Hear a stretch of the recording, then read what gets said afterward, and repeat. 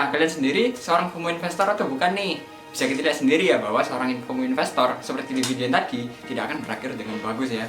Nah, oleh sebab itu aku di sini mau sharing-sharing nih berdasarkan pengalaman aku, bagaimana sih cara seorang investor itu tidak menjadi seorang FOMO investor. Nah, jadi saksikan terus video berikut ini ya. Nah, yang pertama, kita harus pelajari dulu tentang instrumen investasinya. Nah, kenapa kita perlu mempelajari instrumen investasinya?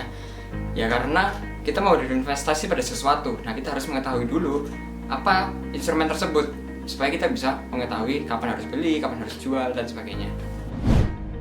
Nah, yang kedua adalah psikologi. Nah, psikologi ini adalah hal yang sangat penting dalam berinvestasi. Nah, kenapa hal ini adalah hal yang penting? Karena ketika mindset kita sudah benar, kita tidak akan panik ketika market naik, ketika market turun, sehingga ketika kita mulai berinvestasi, kita akan jauh lebih tenang dan tidak FOMO investing. Nah, yang ketiga adalah kita harus menentukan kita ini tipe investor seperti apa, konservatif, moderat, atau agresif. Nah, dengan demikian kita bisa mulai diversifikasi nih. Kita mau diversifikasi ke obligasi, ke saham, atau reksadana berapa persen. Itu tergantung terhadap tipe investor kita, tipe investor yang mana.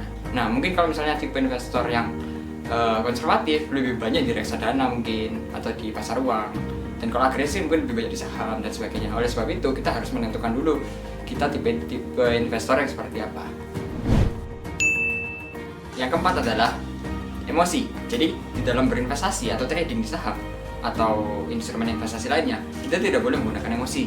Kenapa? Karena jika kita menggunakan emosi, ketika harga saham, suatu saham atau instrumen investasi lain lagi naik atau mungkin lagi turun, kita akan panik buying atau panik selling. Sehingga jika ini diulangkan terus-menerus akan menyebabkan seorang investor itu akan rugi terus. Nah, oleh sebab itu kita tidak boleh menggunakan emosi. Kita harus menggunakan uang dingin. Nah, dan terutama jangan menggunakan utang, apalagi uang panas.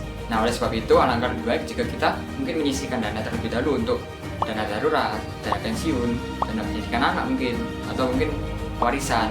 Nah, kenapa? Karena jika kita menggunakan uang kita semua ke dalam investasi, ketika kita membutuhkan dana, nah otomatis kalau investasi kita rugi, kita harus jual rugi. Nah, oleh sebab itu mungkin kita harus menyisihkan dana untuk yang lebih penting terlebih dahulu, baru boleh kita berinvestasi. Nah, setelah kita sudah mengetahui bagaimana seharusnya psikologi kita dalam berinvestasi, bagaimana cara mengatur emosi yang baik dan benar, dan kita sudah mengetahui berbagai macam instrumen investasi, nah baru kita melakukan analisa.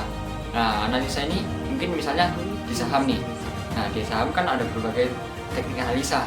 Mungkin setiap orang berbeda-beda. Ada menganut technical analysis, ada menganut fundamental analysis. Mungkin sekarang ada yang namanya bendermologi ya.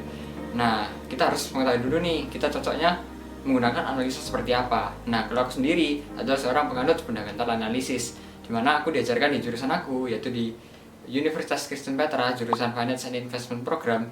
Nah, aku di sini belajar lebih banyak tentang fundamental analysis, di mana kita menganalisa sebuah perusahaan. Nah, setelah kita menganalisa sebuah perusahaan, kita yakin terhadap perusahaan itu, lalu kita beli sahamnya. Nah, otomatis kita akan jauh lebih tenang ketika membeli saham tersebut, karena kita yang melakukan analisa sendiri. Nah, kita juga harus paham dengan poin ini, bahwa setiap momen di market itu adalah sebuah kesempatan. Jadi ketika harga suatu saham itu turun, justru itu sebuah kesempatan untuk kita beli lebih banyak mungkin. Nah, kalau ketika harga saham itu naik, yaitu sebuah kesempatan untuk kita mendapatkan gain atau keuntungan. Nah, oleh sebab itu penting yang namanya money management dan diversifikasi. Nah, mungkin aku mau menutup dengan quotes dari Warren Buffett. Dia mengatakan bahwa risk come from not knowing what you are doing.